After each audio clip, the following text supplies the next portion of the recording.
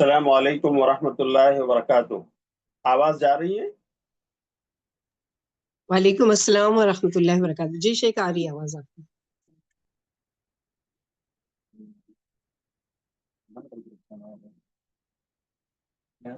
یہاں میوٹ ہے کہ نہیں اوکے ہے سر۔ لوگ سارے لوگ انمیوٹ ہیں، کوئی بھی نہیں، کوئی بھی۔ اچھا شیخ اسف ہمارا ہے نا؟ کوئی بول نہیں رہا، کوئی بول نہیں رہا۔ چیٹ لکھے ہیں مطلب چیٹ میں کوئی کچھ بولا ہے؟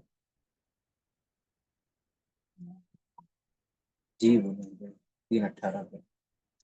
جی شیخ، آپ کی آواز آ رہی ہے، پلیز شروع کیجیے۔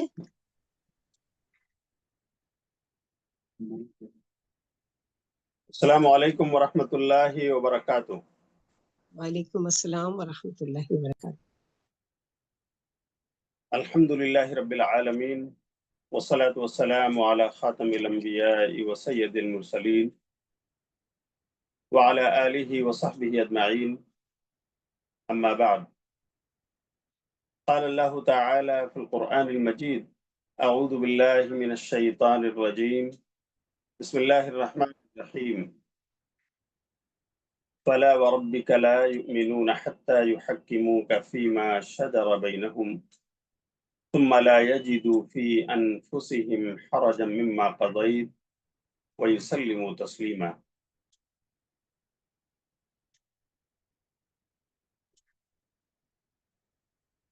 محترم دینی بہنوں اور معزز طالبات اسلام، خواتین ملت، میں آج کے اس آن لائن درس مختصر صحیح بخاری کے سیشن میں آپ سب کا استقبال کرتا ہوں۔ اہلاً و سہلاً و مرحبا۔ میں امید کرتا ہوں کہ آپ تمام خواتین ملت اعلان کے مطابق آن لائن زوم گروپ سے جڑ گئی ہوں گی۔ اللہ سے دعا ہے کہ اللہ تعالیٰ ہم سب کو پیارے نبی صلی اللہ علیہ وسلم کی یہ پیاری احادیث سننے، اسے سمجھنے اور اس کے تقاضے پر عمل کی توفیق عطا فرمائے، اور پھر جہاں ضرورت ہو اپنی گھریلو انفرادی زندگی ہو یا اجتماعی زندگی ہو، اللہ تعالیٰ اسے ہمیں عملی جامہ پہنانے کی توفیق عطا فرمائے۔ معزز خواتین اسلام، آج ہم جس کتاب کے درس کے لیے اس باضابطہ گروپ میں ایڈ ہوئے ہیں وہ الحمدللہ آپ ہی کی ایک معلمہ، ایک مدرسہ، بلکہ ایک مربیہ خاتون افروز آپا کی کوششوں اور کاوشوں کا نتیجہ ہے۔ الحمدللہ آپ طالبات نے ان سے 5 سے 6 سال تک علوم نبویہ کو حاصل کیا ہے، اور اب آپ کی اپنی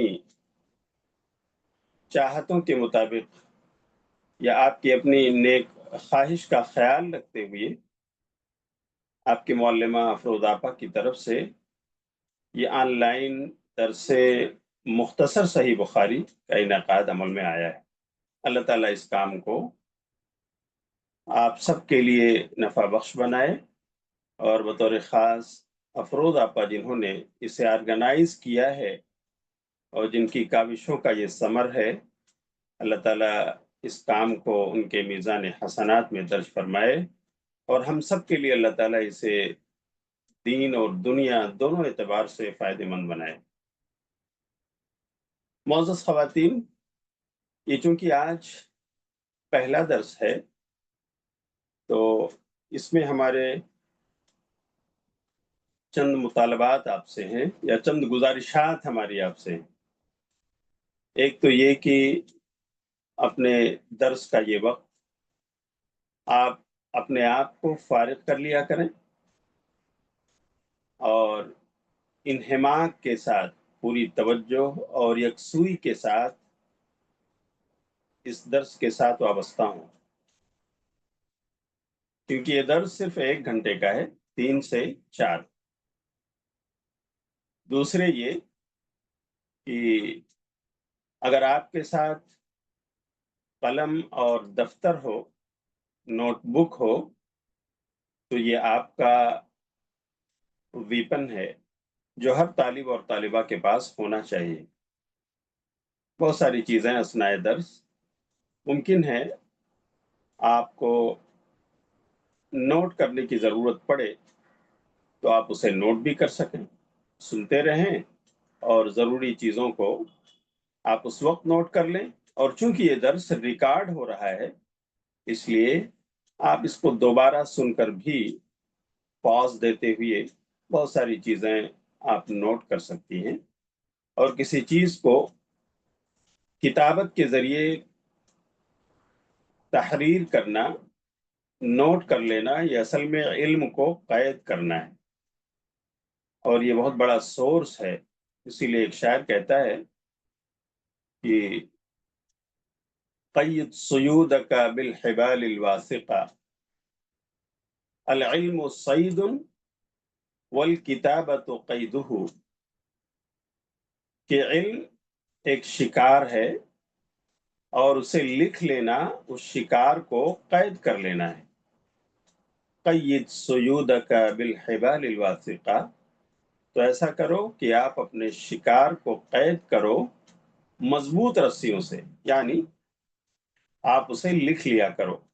اور یہی وہ مضبوط سورس ہے کہ آپ کو جب کبھی وہ درس ریوائز کرنے کی ضرورت پڑے تو آپ کی وہ نوٹ بک آپ کو تمام پچھلے دروس یاد دلائے گی، اور اس طرح سے وہ چیزیں آپ کے پرماننٹ میموری کے اندر محفوظ ہو جائیں گی۔ تو آپ قلم اور دفتر کا بھی اہتمام کریں تو بہتر ہوگا۔ دوسری بات، اپنے آپ کو اگر آپ یہ درس سنتے ہوئے اگر گوشہ نشین رکھیں، جیسے گھر میں بچے ہوتے ہیں، مہمان آتے ہیں اور اس طرح کے مختلف کہہ لیجیے عوارض ہوتے ہیں، تو اپنے آپ کو اس درس کے لیے آپ گوشہ نشین رکھ سکیں تو زیادہ بہتر ہوگا، تاکہ کسی بھی طرح کی ڈسٹربینس سے اپنے آپ کو محفوظ رکھ سکیں اور اس درس کا پورا فائدہ آپ کو مل سکے۔ تو آئیے ہم اللہ کی مدد سے اور اللہ کے کلام کے ذریعے ہم اسے شروع کرتے ہیں۔ اللہ رب العالمین نے پیارے نبی صلی اللہ علیہ وسلم پر اپنا قرآن نازل فرمایا، اور اس کے ذریعے اللہ تعالیٰ نے ہمیں دین دیا۔ تو یہ دین جہاں اللہ کے قرآن کا نام ہے، وہیں قرآن کے بیان کا نام بھی ہے۔ تو قرآن اللہ رب العالمین نے ہمیں پیارے نبی حضرت محمد رسول اللہ صلی اللہ علیہ وسلم کے ذریعے عطا فرمایا، اور اللہ رب العالمین نے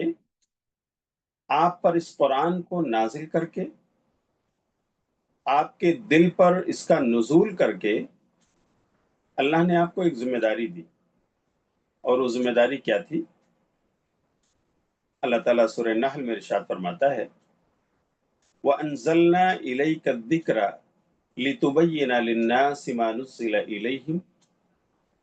کہ اے نبی ہم نے آپ پر یہ ذکر نازل فرمایا ہے، اس قرآن کو ہم نے آپ کو دیا ہے، نازل کیا ہے، لِتُبَيِّنَ لِلنَّاسِ، تاکہ لوگوں کے لیے آپ اسے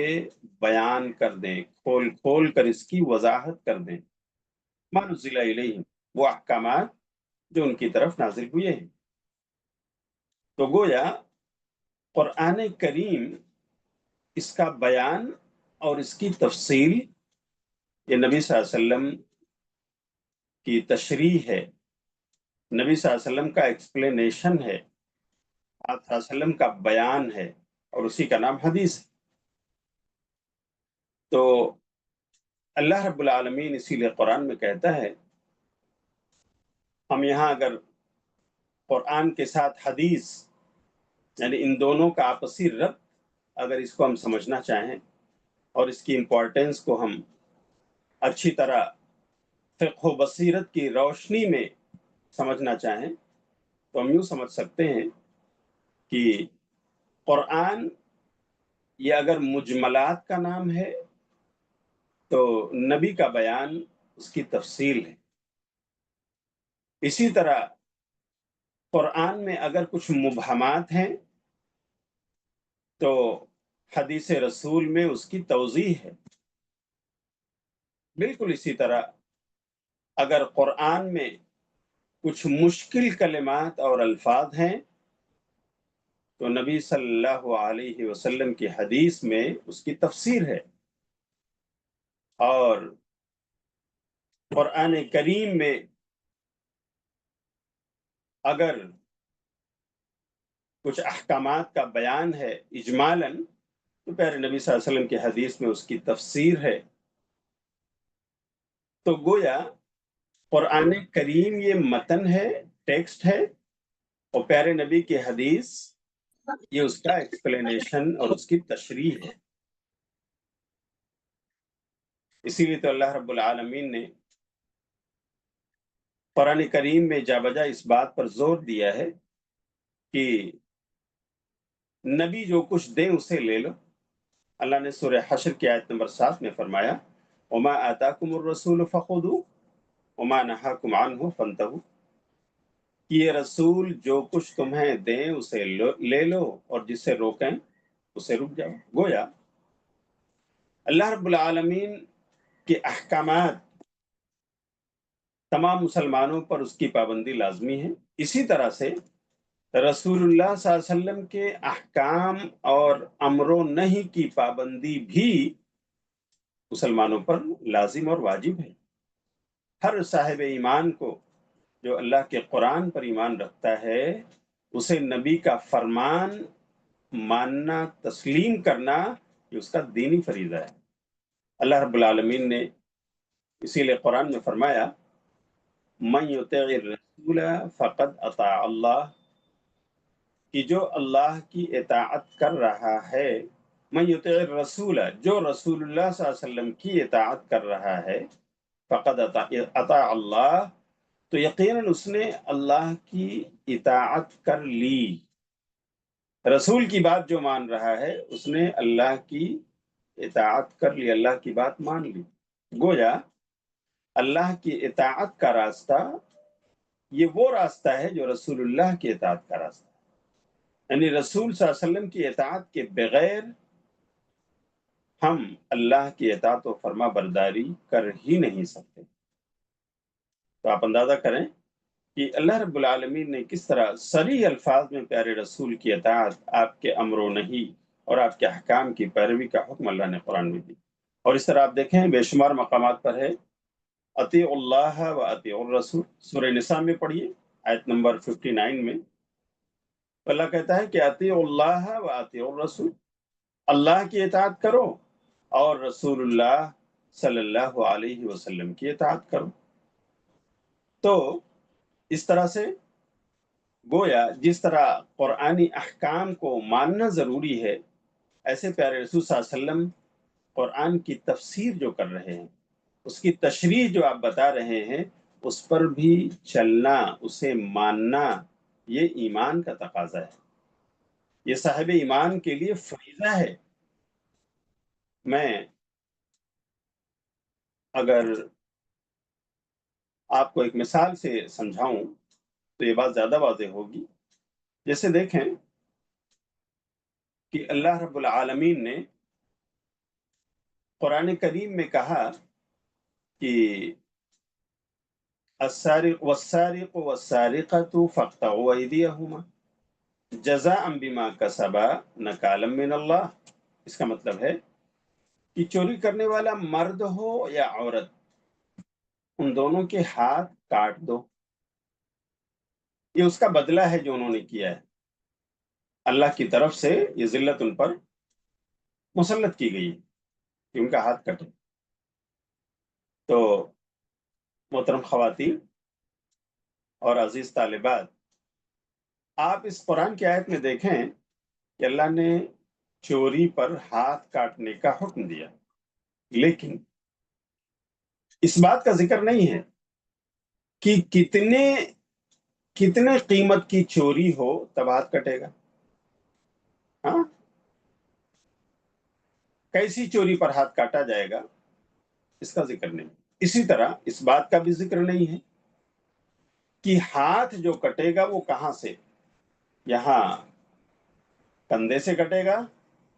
کوہنی سے کٹے گا، یا کلائی سے کٹے گا، یا صرف اس کے انگلیوں کے پور کاٹے جائیں گے. کوئی تفصیل قرآن میں نہیں. قرآن نے ایک اجمال کا ذکر کیا ہے کہ اب نبی صلی اللہ علیہ وسلم کی حدیث کو اگر نہ لیا جائے، آپ کے بیان سے مدد نہ لی جائے قرآن کو سمجھنے میں، تو ظاہر سی بات ہے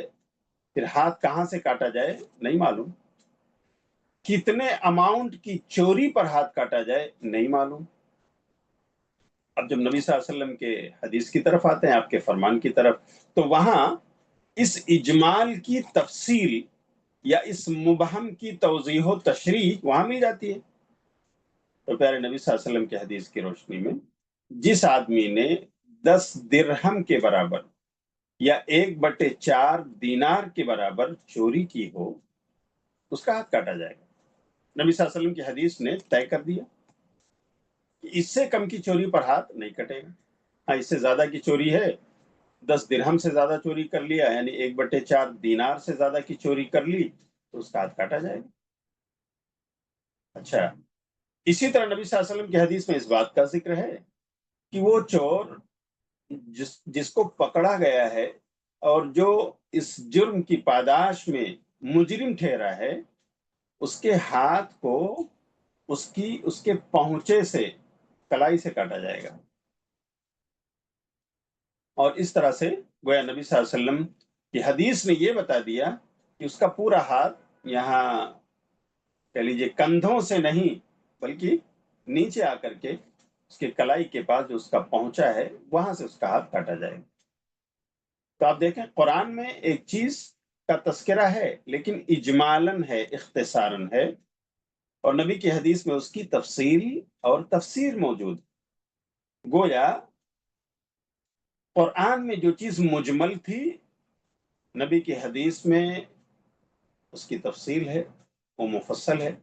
قرآن میں جس چیز کا ابہام اور غموض تھا، پیچیدگی تھی، نبی صلی اللہ علیہ وسلم کی حدیث نے اس پیچیدگی کو دور کر دیا، اس کی وضاحت فرما دی. تو قرآن اور حدیث کا جو آپسی رشتہ ہے وہ متن اور اس کی شرح کا ہے، کہ قرآن متن ہے اور نبی صلی اللہ علیہ وسلم کی حدیث اس کی شرح اور اس کا ایکسپلینیشن، اس کی توضیح ہے. یا یوں سمجھ لیں کہ قرآن اور حدیث کا آپسی ربط ایسے ہے جیسے ایک کشتی ہو جو دریا میں بہہ رہی ہے، کشتی، بوٹ، اور اس میں لگی ہوئی پتوار. اگر قرآن کریم یہ کشتی ہے، بوٹ ہے، تو اس میں لگی ہوئی جو پتوار ہے جس کے ذریعہ سے کشتی کو چلایا جاتا ہے، اسے پانی میں گھمایا جاتا ہے ساحل تک، جس کے ذریعہ جس کی مدد سے پہنچا جاتا ہے، اگر وہ کشتی میں نہ ہو، بوٹ میں نہ ہو، تو ظاہر سی بات ہے کشتی بے لگام ہو جائے گی. اسے اگر نکال دیا جائے تو پھر کشتی آپ کو ساحل تک نہیں پہنچا سکتی، وہ اسی دریا میں ہچکولے کھاتی رہے گی. تو گویا قرآن اور حدیث کا رشتہ آپس میں اس طرح سے ہے کہ اگر قرآن یہ بوٹ ہے، کشتی ہے، تو اس میں لگی ہوئی پتوار یہ حدیث رسول ہے. اسے اگر چھوڑ دیا جائے، اسے اگر نکال دیا جائے تو ظاہر سی بات ہے ہماری کشتی مجدھار میں تو گھومتی رہے گی لیکن ہمیں ساحل مراد تک پہنچا سکتی نہیں۔ اسی طرح قرآن کریم سے اگر حدیث کو الگ کر دیا جائے، اسے چھوڑ دیا جائے، جیسا کہ آج کل یہ فتنہ چل رہا ہے، تو انکار حدیث کا یہ فتنہ، اس لیے میں نے چاہا کہ یہ چند باتیں آپ سے آپ کو بتا دوں، آپ کے گوشے گزار کر دوں کہ یہ ہم حدیث کیوں پڑھنے جا رہے ہیں، اس کی ضرورت کیوں ہے۔ اس لیے اس کے بغیر ہم قرآن کو سمجھ سکتے نہیں۔ پیارے نبی کے بیان، آپ کے فرمان نے ہمیں قرآن کو سمجھنا سکھایا ہے۔ اور یہ جو انکار حدیث کے فتنے اٹھے ہیں، یہ خوارج کا فتنہ آپ نے دیکھا، خوارج نے فضائل اہل بیت پر جتنی حدیثیں تھیں ان کا انکار کر دیا، اس لیے کہ اہل بیت کے دشمن ہیں۔ اور اگر آپ روافظ کو دیکھیں گے، اہل تشیع کو، تو انہوں نے صحابہ کرام رضی اللہ عنہم اجمعین کے فضائل میں جو عموم اور مطلق حدیث آئی ہوئی ہیں وہ ان کے منکر ہیں، نعوذ باللہ۔ ان کی نظر میں شیخین صاحبین ابو بکر و عمر تک مرتد ہیں، ہے نا، کیونکہ انہوں نے صحابہ کے فضائل کی حدیثوں کا انکار کر دیا۔ اور بعد میں چل کر کے کچھ اور لوگ پیدا ہوئے، انکار حدیث کا تسلسل رہا، تو آپ دیکھیں پڑوسی ملک میں کوئی غلام پرویز پیدا ہوا اور پوری احادیث کا اس نے انکار کر دیا، اس کی ضرورت ہی نہیں، اور اس نے یہ کہا کہ پیارے نبی صلی اللہ علیہ وسلم کی زندگی تک مرکز ملت ہونے کی حیثیت سے تو آپ کی بات مانی جاتی تھی اور مانی گئی، لیکن اب آپ صلی اللہ علیہ وسلم کے رحلت کے بعد اب حدیثوں کی ضرورت نہیں ہے۔ قرآن خود سے ایک بیان ہے، ایک تفصیل ہے، اس نے یہ بات رکھی کہ ہمیں کسی چیز کی ضرورت نہیں، اور اس کی نظر میں نماز یہ ایک رسم ہے جو چلی آ رہی ہے۔ ہاں، ان کے جو فتنے ہیں، اگر ان سے پوچھا جائے کہ عبادات ان کے بارے میں آپ کیا کہتے ہیں، ان کا ذکر تو حدیث رسول ہی میں ہے، اس کی تفصیل وہاں ملتی ہے، تو وہ اس کی تعویل یہ کرتے ہیں کہ یہ رسمیں ہیں جو چلی آ رہی ہیں۔ اور آپ کی اسی کتاب مختصر صحیح بخاری میں ہاں ان جیسی چیزوں کا ذکر مقدمے میں موجود ہے، آپ لوگ بھی اسے ایک نظر مطالعہ کر لیں گے تو انشاءاللہ انکار حدیث کا یہ فتنہ کتنا خطرناک ہے، اور اگر ہم اس کی زد میں آئے یا جو انسان بھی اس کی زد میں آئے گا وہ کس طرح دین بیزار ہو جائے گا اور اس کی زندگی سے دین نکل جائے گا، آپ اس کا اندازہ اس سے کر سکتے ہیں۔ تو ہمیں چاہیے کہ حدیث کی عظمت کو، مقام نبوت کو ہم پہچانیں، اور جب مقام نبوت کو پہچانیں گے تب پھر انشاءاللہ مقام حدیث ہمارے سینوں میں معجزن ہوگا، اور جب حدیث سے ہمیں محبت ہوگی تو انشاءاللہ پھر اس پر عمل کرنا یہ ہمارے لیے آسان ہو جائے گا، اس کی تبلیغ کرنا ہمارے لیے آسان ہو جائے گا۔ حدیث کی تبلیغ دراصل یہ قرآن کی تبلیغ، اس لیے کہ پیارے نبی کی حدیثیں اور سنتیں یہ قرآن کریم ہی کا تفسیر ہیں، اسی کی تفصیل ہیں جو نبی صلی اللہ علیہ وسلم نے ہمیں سمجھایا اور امت کو پہنچایا۔ تو اس طرح سے ہمیں پیارے نبی صلی اللہ علیہ وسلم کی حدیث کو اور قرآن کو ایک دوسرے سے الگ کرنا کس قدر خطرناک فتنہ ہے، ہمیں اس کو اچھی طرح سمجھ لینا چاہیے، اور قرآن اور نبی کا فرمان دونوں کو کشتی اور پتوار کی طرح یا متن اور اس کے شرح کی طرح، ٹیکسٹ اور اس کے ایکسپلینیشن کی طرح ہمیں دیکھنا چاہیے، اور پھر انشاءاللہ اسے سمجھنا اور سمجھ کر اس پر عمل کرنا، اور عمل کرتے ہوئے پھر دوسروں تک اس کی تبلیغ کرنا، یہ کام بہت آسان ہو جائے گا۔ آج ہمارے سامنے جو کتاب ہے وہ ہے مختصر صحیح بخاری۔ یہ علامہ زین الدین زبیدی رحمۃ اللہ علیہ کی کتاب ہے، لیکن یہ کتاب اختصار ہے الجامع الصحیح المسند، جسے ہم صحیح بخاری کہتے ہیں نا، اس کتاب کا یہ اختصار ہے، اور کہہ لیجئے کہ اس کا خلاصہ ہے۔ اس میں علامہ زبیدی رحمۃ اللہ علیہ نے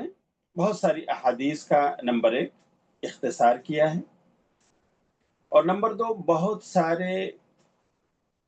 کتب میں، جیسے کتاب الایمان ہے، کتاب العلم ہے، کتاب بدء الوحی ہے نا، بہت ساری کتب جو اس بخاری میں ہیں، اس میں سے انہوں نے اگر 20 ابواب ہیں تو کہیں کہیں انہوں نے 7 ابواب کا ذکر کیا ہے، باقی کو حذف کر دیا ہے، اس لیے کہ امام بخاری رحمۃ اللہ علیہ کے ہاں ابواب جو قائم کیے جاتے ہیں، تراجم جس کا نام ہے، اس میں کوئی نہ کوئی مسئلہ ذکر ہوتا ہے، تو اس مسئلے کو ثابت کرنے کے لیے امام بخاری رحمۃ اللہ علیہ ایک حدیث کو کئی بار لاتے ہیں، یعنی آپ دسیوں بار ایک حدیث کا تکرار دیکھیں گے الگ الگ ابواب میں، کبھی کبھی 20 مرتبہ وہی حدیث آئی ہے الگ الگ باب میں، کسی باب میں ایک مسئلہ بتا رہے ہیں تو دوسرے باب میں دوسرا مسئلہ بتانے کے لیے اسی حدیث کو لے کر آئیں، کیونکہ وہ حدیث اس میں کئی مسئلے ثابت ہو رہے ہیں، تو ان کو مقررات کہا جاتا ہے۔ تو ان مقررات کو علامہ زبیدی رحمۃ اللہ علیہ نے حذف کر دیا ہے، اور اس میں ابواب بھی کم کر دیے ہیں، تو کوشش یہ کی ہے انہوں نے کہ اس حدیث کو ایک جگہ لائیں جس سے باب زیادہ قریب ہو، اس باب کے تحت اس حدیث کا تذکرہ ہو اور اس کی تشریح کا ذکر ہو۔ اسی طرح علامہ زبیدی رحمۃ اللہ علیہ نے، امام بخاری نے بہت ساری معلقات اور موقوف آثار کا ذکر کیا تھا، تو علامہ زبیدی رحمۃ اللہ علیہ نے اپنی اس کتاب مختصر صحیح میں معلقات کو حذف کر دیا۔ معلقات یعنی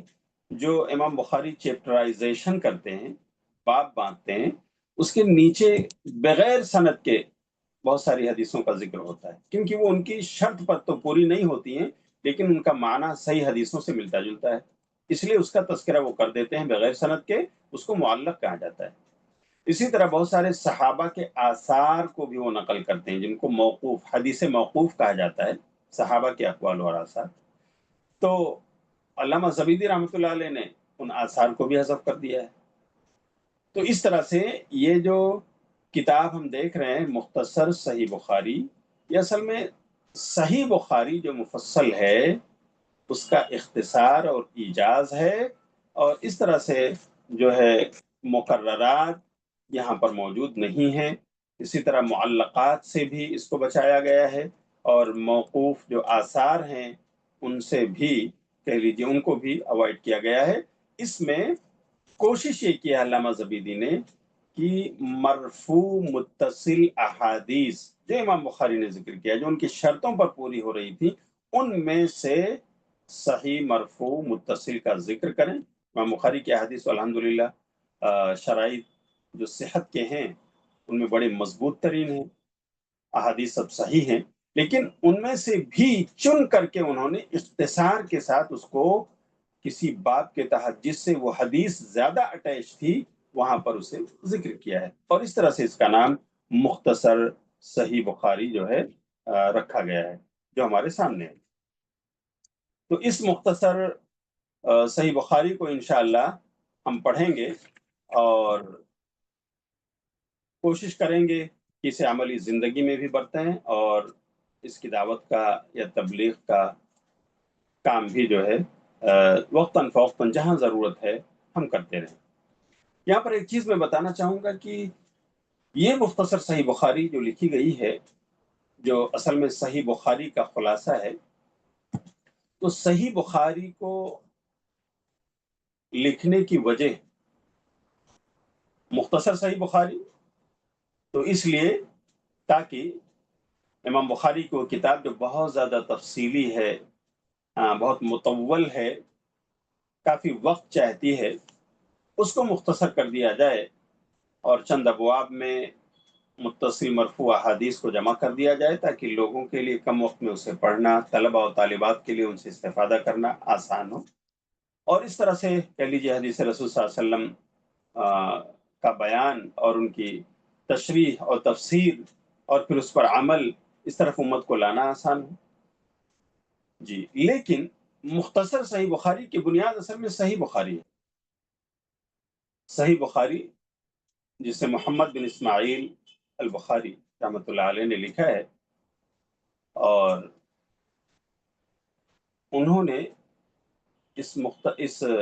اپنی جامع صحیح بخاری کو جو لکھا، اس کا پس منظر یہ ہے کہ ایک تو انہوں نے خواب دیکھا تھا کہ میں پیارے نبی صلی اللہ علیہ وسلم کے روئے مبارک سے مکھیوں کو ہٹا رہا ہوں. تو آپ کے استاد نے اس کی تعبیر بتائی کہ آپ پیارے نبی صلی اللہ علیہ وسلم کی احادیث کا دفاع کریں گے. آپ صلی اللہ علیہ وسلم کا دفاع کریں گے اس طور سے کہ آپ کے احادیث میں جو کذب، جھوٹ، افترا پردازی، موضوع اور من گھڑت روایات جو ہوں گی، آپ اسے ہٹانے کا کام کریں گے. تو گویا آپ نبی کے روئے مبارک سے پنکھا چل رہے ہیں، نبی کے روئے مبارک سے مکھیوں کو ہٹا رہے ہیں پنکھے کے ذریعے. تو اس کی تشریح یا اس کی تعبیر انہیں یہ ملی کہ آپ نبی صلی اللہ علیہ وسلم کی احادیث کا دفاع کریں گے. یہ بات ان کے قلب و ذہن میں بیٹھ گئی. اور ایک بار ان کے اپنے استاذ اسحاق بن راہوے رحمۃ اللہ علیہ، انہوں نے اپنے درس میں اس بات کی خواہش ظاہر کی کہ کاش نبی صلی اللہ علیہ وسلم کی احادیث جو آج جمع کی گئی ہیں ان میں صحیح، ضعیف، موضوع، من گھڑت ہر قسم کی ہیں، کاش کوئی کتاب ہوتی جس میں صحیح ترین مرفوع احادیث کو جمع کیا جاتا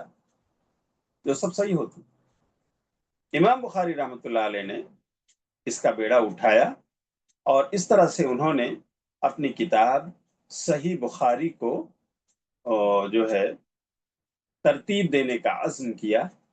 اور اس طرح سے انہوں نے اپنے شرائط باقاعدہ رکھے کہ ہم کس طرح کی روایات کو اس کتاب میں جگہ دیں گے. تو اب طالبات ہیں، آپ کو معلوم ہوگا کہ امام بخاری رحمۃ اللہ علیہ ایسی روایات کو اپنے صحیح بخاری میں لاتے ہیں جن کے بیان کرنے والے لوگ ایسا نہیں کہ وہ ایک زمانے کے پائے جانے والے لوگ ایک زمانے میں موجود رہے ہوں، نہیں، ایک زمانے میں ہونے کے ساتھ ساتھ ان کی آپس میں ملاقات، آپس میں ان کا ملنا ثابت ہو، تب ان کی روایت کو امام بخاری نے لیا ہے. ادروائز جو ہے ایسی روایتیں کہ ایک ہی زمانے میں راوی تو موجود تھے، معاصر تھے، کانٹمپوریری محدث تھے یا راوی تھے، لیکن ان کی ملاقات اگر ثابت نہیں ہے تو امام بخاری نے ان کی حدیث نہیں لی. اتنی کہہ لیجئے امام بخاری کی جو شرطیں تھیں اتنی مضبوط تھیں. اسی واسطے الحمدللہ اس کتاب کو تلقی بالقبول حاصل ہوا، یعنی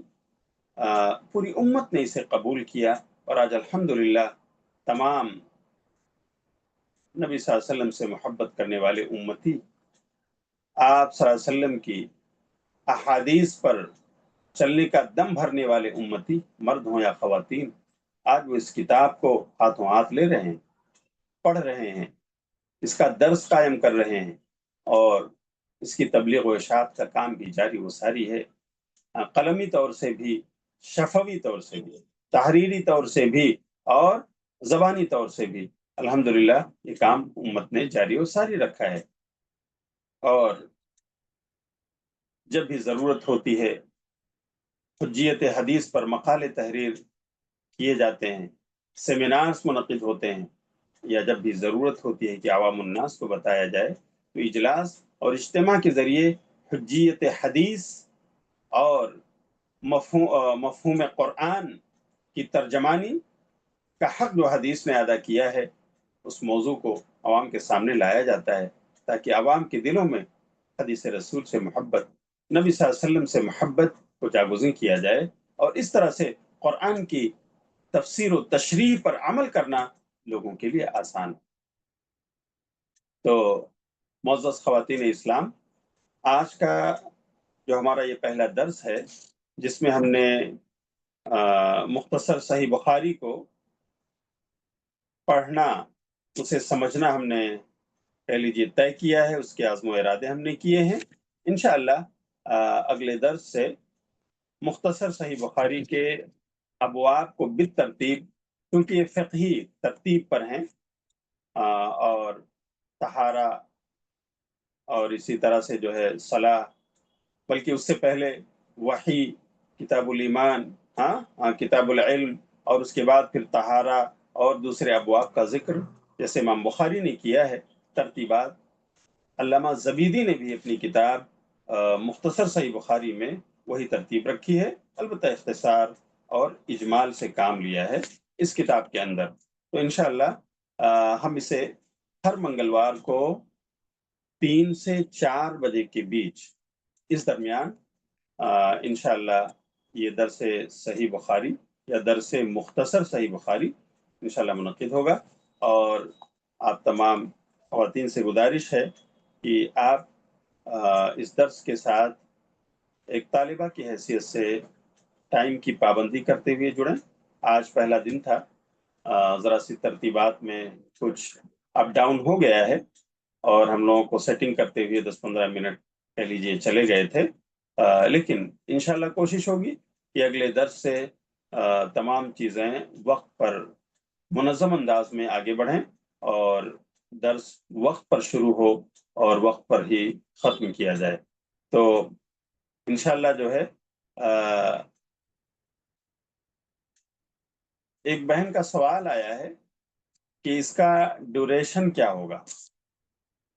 دیکھیے یہ مختصر صحیح بخاری ہے، اس طرح کی 2 جلدیں ہیں۔ یہ پہلی جلد ہے، یہ شاید آپ لوگوں کو انعام میں ملی ہے، آپ سب قابل مبارکباد ہیں اگر یہ چیز آپ کو آپ کے علمی لیاقت اور صلاحیت کی بنیاد پر انعام میں ملی ہے، تو آپ اس قیمتی نعمت اس قیمتی حدیث کے ذخیرے کو اپنے لیے نعمت سمجھیں۔ ابھی تو یہ طے کرنا مشکل ہے کہ کتنا ٹائم لگے گا اسے، لیکن درس حدیث جب باضابطہ شروع ہو تو اس میں ہم کتنے ابواب یا کتنے صفحات ایک درس میں 1 گھنٹے میں مکمل کر لے جا رہے ہیں۔ انشاءاللہ مجھے اندازہ ہے کہ ہفتہ 15 دن یا 1 مہینہ یعنی 4 درس ہوئے، 1 مہینے میں 4 ہفتے ہوتے ہیں، تو 4 منگل اگر ہم لوگوں نے اسے اٹینڈ کر لیا تو اس وقت اندازہ ہو جائے گا کہ ایک درس میں 1 گھنٹے کے ڈیوریشن میں ہم نے کتنے صفحات پڑھے، یا کتنے ابواب پڑھے، اور پھر اس کو دیکھتے ہوئے ہم یہ پلاننگ کر سکتے ہیں کہ اس کتاب میں 1 جلد میں اتنے پیجز ہیں تو ان کو اتنا ٹائم لگے گا، اور اگر یہ 2 جلد ہے تو پھر اس کو اتنا ٹائم لگے گا۔ تو انشاءاللہ میں 1 مہینے اس درس کو دیتے ہوئے اس چیز کا اندازہ کر سکوں گا کہ ہم لوگوں کو یہ مختصر صحیح بخاری ختم کرتے ہوئے کتنا ٹائم جائے گا۔ انشاءاللہ اس وقت اس کا اندازہ ہو سکے گا، کیونکہ مختصر صحیح بخاری کا درس یہ کہہ لیجئے آپ ہی کا حصہ رہا، اور کہہ لیجئے افروز آپا کی نیکیوں کا ایک حصہ رہا کہ انہوں نے مجھے بھی اس نیکی میں شریک کیا ہے، اور مجھے اس کے لیے بحیثیت مدرس انہوں نے کہہ لیجئے یہ درخواست کی، اور اللہ نے مجھے توفیق دی ہے۔ میں اللہ سے اس کی توفیق کا طالب ہوں، اور دعا کرتا ہوں کہ اللہ تعالیٰ مجھے جو اس کتاب کا حق ہے اسے دینے، اور اس کو مختصر، سلیس اور صاف انداز میں بیان کرنے، اور آپ سب کو سمجھ کر اور ہم کو بھی اللہ تعالیٰ عمل کی توفیق عطا فرمائے۔ تو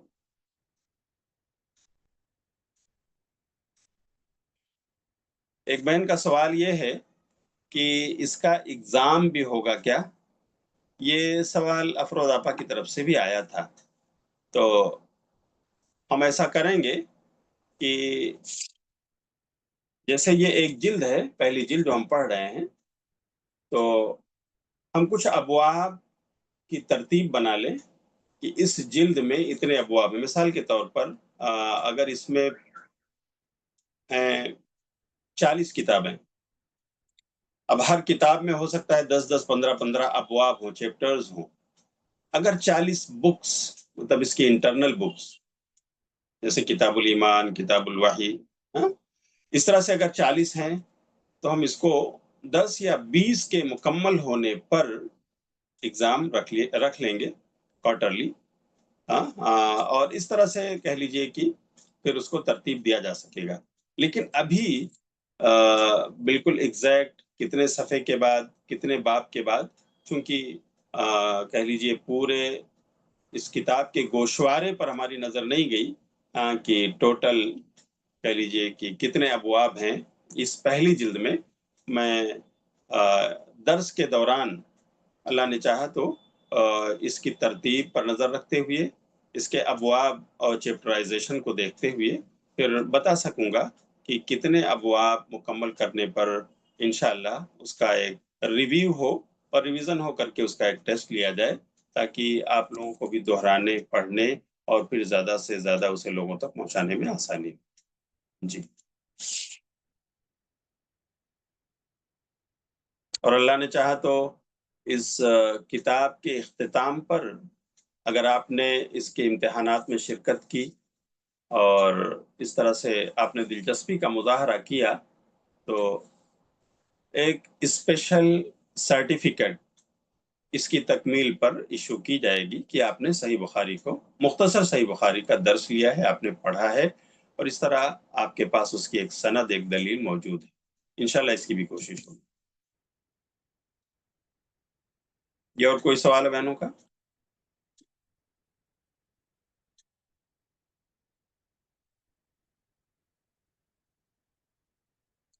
आज मैं आपकी बात नहीं सुन पा रहा हूँ और सिर्फ़ आपका मैसेज पढ़ पा रहा हूँ, तो अगर कुछ है तो मैसेज कीजिए।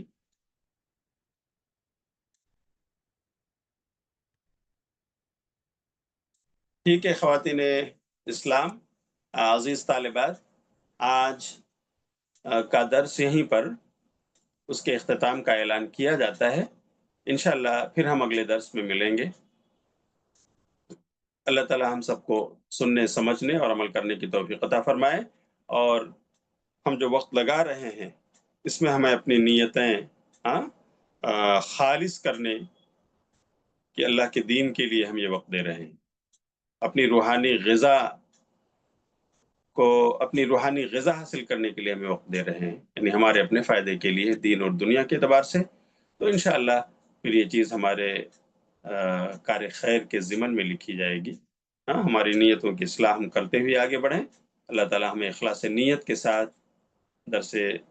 सही बुखारी से जुड़ने और उससे इस्तिफ़ादा करने की तौफ़ीक़ अता फ़रमाए। आमीन। आप सबका बहुत-बहुत शुक्रिया। अस्सलामु अलैकुम व आमीन। रहमतुल्लाहि व बरकातुहू। सुबहान